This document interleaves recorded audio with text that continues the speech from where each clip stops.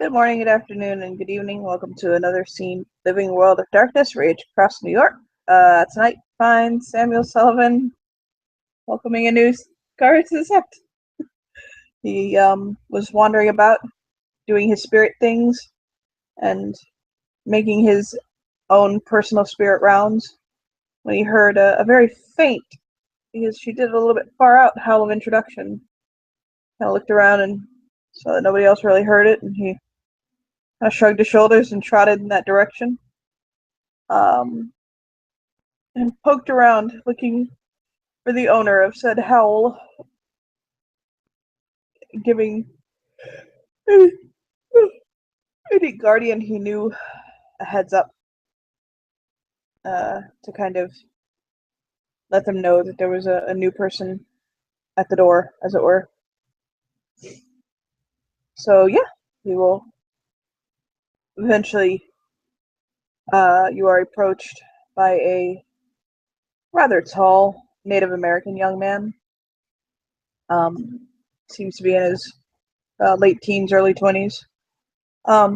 He has a very strong presence about him. Not physically, although he doesn't look too shabby in the physical department. It's more of a force of personality, almost kind of like an air of confidence about him. He'll look to your character, kind of not with an appraising eye, with just kind of a you're new on my turf. I'm gonna look you over. I'm gonna give you a once over, and he gives her a small smile and an accent she probably didn't expect to leave his mouth. He starts speaking in a American, but with a German accent. He says, oh, hello, how are you?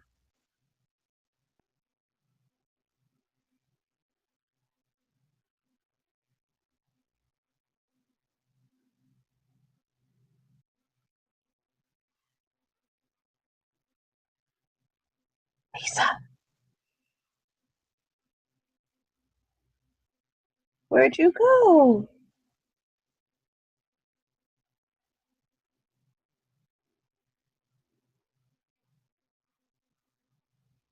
Oh, Lisa, your turn.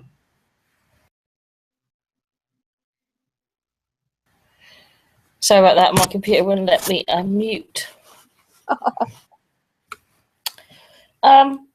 Sam walks into a young woman, approximately in her early 20s. She looks like she's just gotten off a bus. She's wearing a black vest and blue jeans, and she's got dog tags around her neck, tucked underneath her vest. And the bag she's carrying looks like a military backpack type thing. I'll look over and see if it looks authentic or if it's like surplus, like It has an issue number on it. say, if you wanted to delve into that and find out whether it was a genuine one, you could. But yeah, he'll ask her politely. He'll say, "Are you a servicewoman?"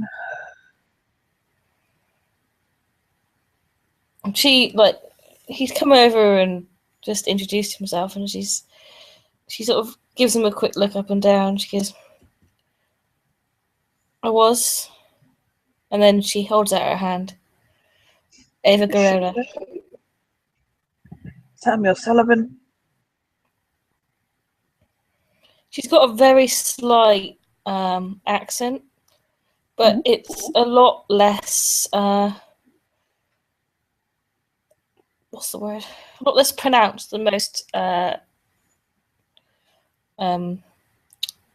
Latin American accents are, and her skin's somewhat lighter, perhaps mixed race. He'll kind of smile politely at her and he'll say, "Where are you stationed?" Afghanistan, but if you don't mind, I'd rather not talk about that. I don't blame you.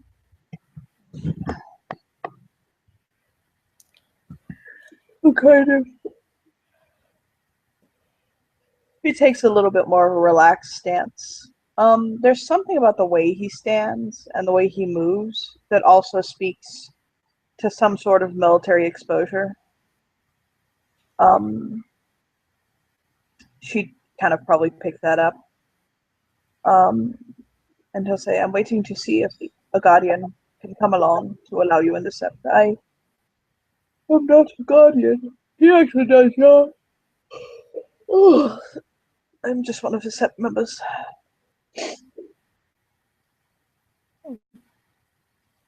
That's cool. I've got time to burn. She says, looking at her watch briefly. Are you hungry? Have you eaten? I had a sandwich on the bus ride, but nothing substantial. I'll kind of point over at a deli that's nearby and say, I am starving. Let's go get something to eat. All right. I kind of take her over there. He says, have you ever been to New York? Yeah, my grandma lives here, so. Yeah. Oh, I'm sorry, I'm tired today. I had a late night last night. We were up all night drinking and playing blackjack. She notices, by the way, that sometimes when he stretches, he has two silver, well, steel, like cuffs on his wrist right now. It looks as though, actually, he was on sept, so he had a chain running between them as they go off sept. He'll take them off and put them in his pocket, like put the chain in his pocket, not the bands themselves. He's so hard. I'm so sorry, again. He still has the steel bands on his wrists. But he's also wearing a long sleeve shirt, so it's hiding them a bit. She notices but doesn't say anything about it. So he'll kind of, before they get off the sept, he'll say, what tribe do you belong to?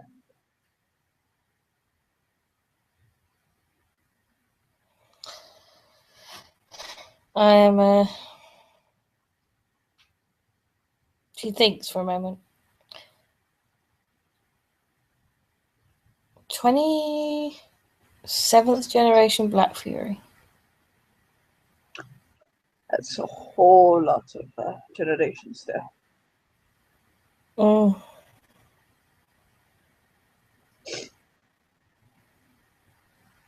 And she smiles a little bit, like it's one of those sort of like, yeah, I know. I'm a Shadow Lord. I know he catches everybody off guard. So he looks at me and goes, "You're hunting of Tana." I'm like, "How nice of you! You're so polite." Yeah, just she has pure breed 4 for social. Yeah, but he has like to assume because there was a pure breed 4 Black Fury that just died, who was a get. Mm-hmm. Granted, he was also a dude, but I could explain that.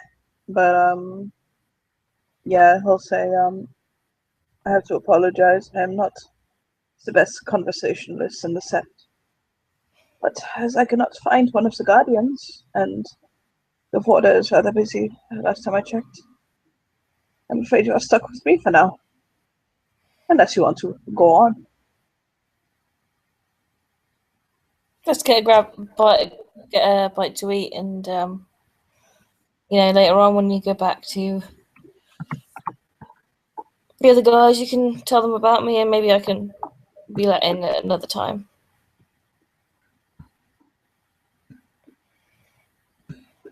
Well, that sounds like a good plan. I'll kind of like stretch. He kind of like stretches big. I'm waiting for there's a contest. They're still on set grounds. They're kind of getting off it. So there's a contest at the elder Sage is holding that I said I'm waiting for it to begin, but I don't know when that will happen. Maybe later tonight.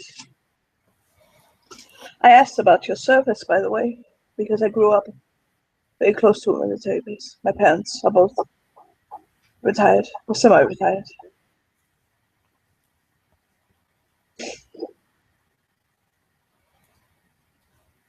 She nods. Yeah.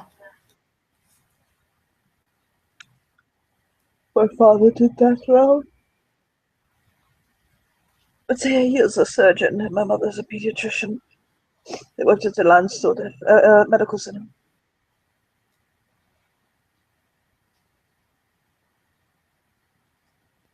He'll kind of get across the street with her.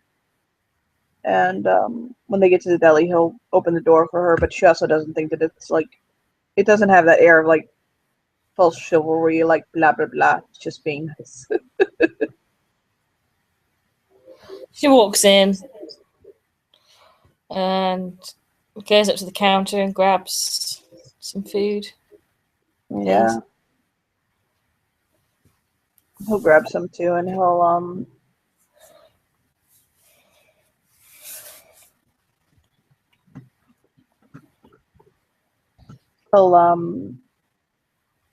grab like a sandwich and some chips and a bottle of water. So did you come to New York because of your grandmother? Yeah, she well, she needs looking after these days. You know, we don't want to see her go into a home, and my mom is a professional pain in the ass. Oh yeah. I really wasn't too happy back with her and her family. So, and I don't see my dad. He lives in England. Oh, are you part English? Yeah, my dad's English. My mom's Mexican. It's quite a mix. How did they meet? I think it was some sort of big party, Burning Man style. Oh, very nice. Very nice. My dad's the nomadic type. He likes to travel around. I wouldn't be surprised if I'm one of many. He calls it providing service. Oh, nice. My parents have been married for 30 years now. They tried for years to have a child, and they couldn't. So eventually, they decided to adopt. And my mom had read this article about how Native American children were often put into the foster system and left there very long because they were undesirable to adopt. So they decided to adopt me. My mother was she's young. She worked at a casino as a waitress, and so they adopted me. And then 3 months after I was adopted, they were stationed in Landshut in Germany. So that's where I grew up until about 3 months ago. I spent my entire life in Germany, and I came back 3 months ago.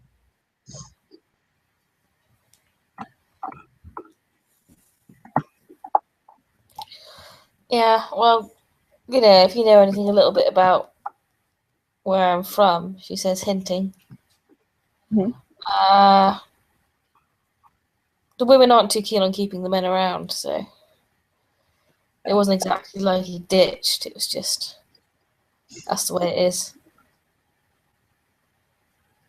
Is your family very traditional? Very, yeah, very.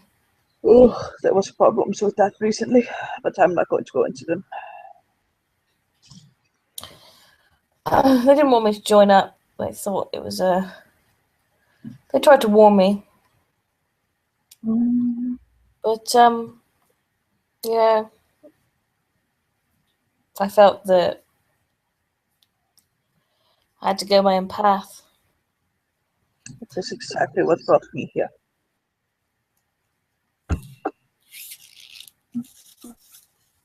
Do you know who do you know who kind of lean in and say Yuri Konietzko is? I didn't catch that, OC. He said Yuri Konietzko. Still didn't catch it. Sorry, I'm missing. My computer's freezing a little bit.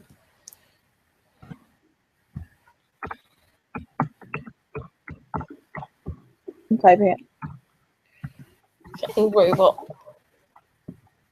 Here you go.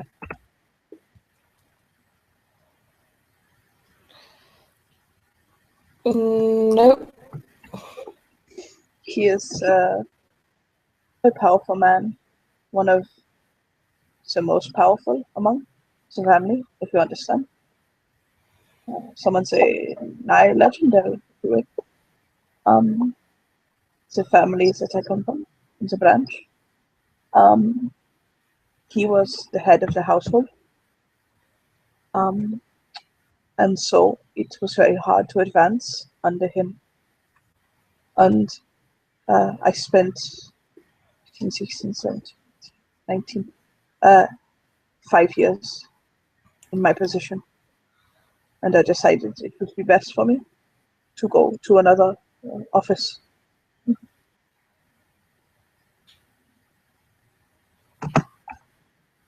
Oh. I just need a fresh start, so here I am. She lifts the sandwich up in sort of like a mock toast before finishing the last couple of bites.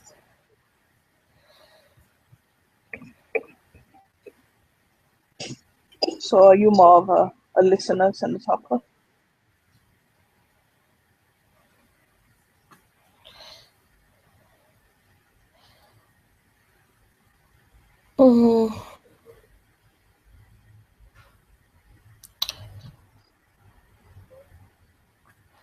I don't really know how things are going to pan out yet. You mean like if you're going to stay or go, or how things are going to work out? How it works? Well, first get to there are very many difficulties right now. There are lots of things that he'll shake his head like fuck me.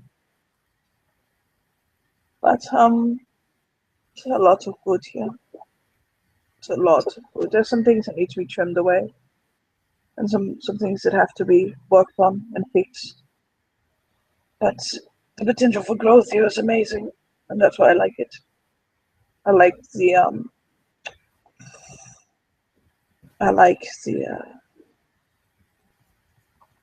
it's like no matter how hard you work, there will always be opportunity. The harder and harder you work, so more opportunities that will arrive for you. If you expect everything to come to you, then you will receive nothing. Nothing will come to you and you will stay nothing. But if you go out and you work and you honestly try your hardest, then you will have, it may not be immediate, but there will be return. For instance, when I first arrived, I felt people not listening to me, that there was much wrong that I was seeing that nobody was taking into account. Then I have a situation where I show myself, I prove myself to the bosses. It is a couple of things. Now people are referring to me as leader. Say I now have pack group. Sorry, Edgar was shit. Hold on.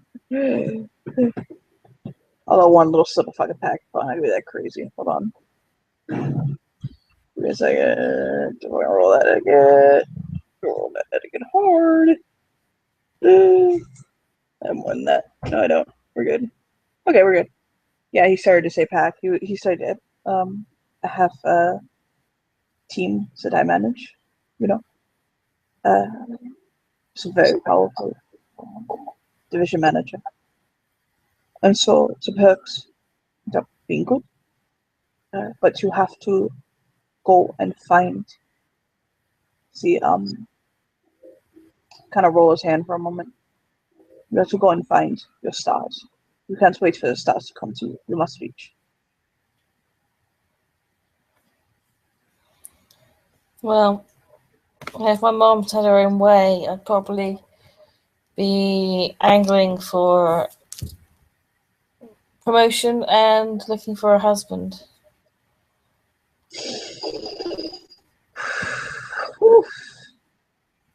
That's She's difficult. She's got a lot of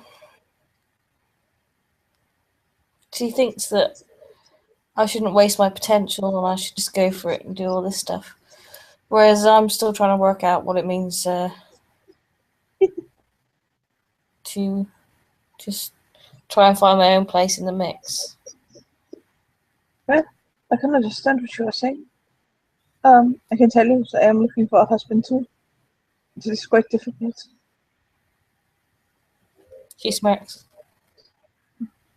But I might have a disadvantage you do not. He'll kind of smile. I'm not saying that our job is not LGBT friendly, but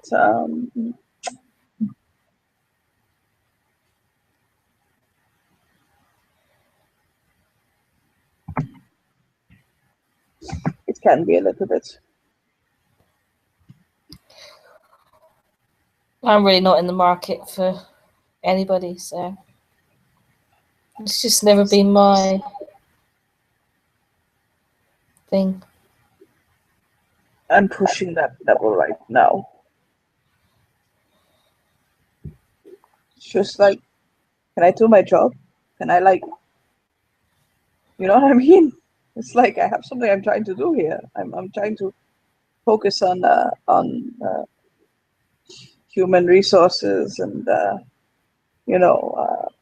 supply and demand and things like that. I don't need to focus on my relationships right now. If anything, give me somebody to be done. Okay.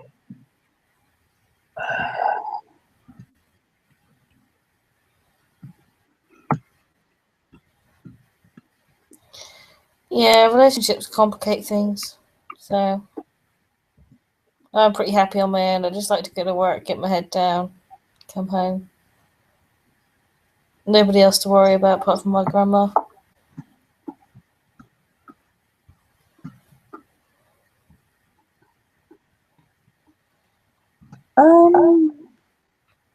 He'll kind of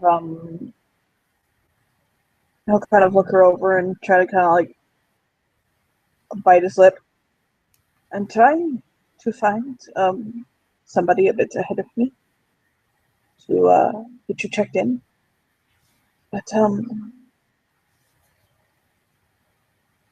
it does not look like I'm finding anyone. Well, she reaches into her jacket and takes out a piece of paper and writes down her cell phone number. She's like, give me a bell, call when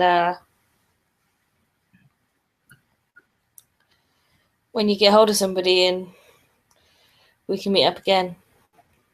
All right. I'm very sorry. It's been a busy day. There's a lot going on. And I mean, if you go there and you hang out, maybe maybe it's better if I find somebody who can. Yeah, this is probably he'll hold the number up. This is probably a good idea. You can go and do stuff, and I'll call you when somebody becomes available. I don't live that far away, so it really should just make me someone who can do this. I'm kind of like really, I'm doing this anyway, like all the time. Well, we can, catch each other later and Yeah, sure. I have party. I have some stuff I have to look up. Do you have a place you are staying in town? Yeah. Okay, good. And if you don't end up getting in tonight, if we do anything, if we go out or go hang out, have a beer or two, maybe I'll give you a call anyway. Like it'll be a group of us, not just me and me. Okay. In case you're bored or anything, I'll give you a call. All We right. go out. So, he'll get up with her and go outside with her and see her off. Okay. I guess we can end our scene there unless you want to do anything else. Nope, that's it. Yay!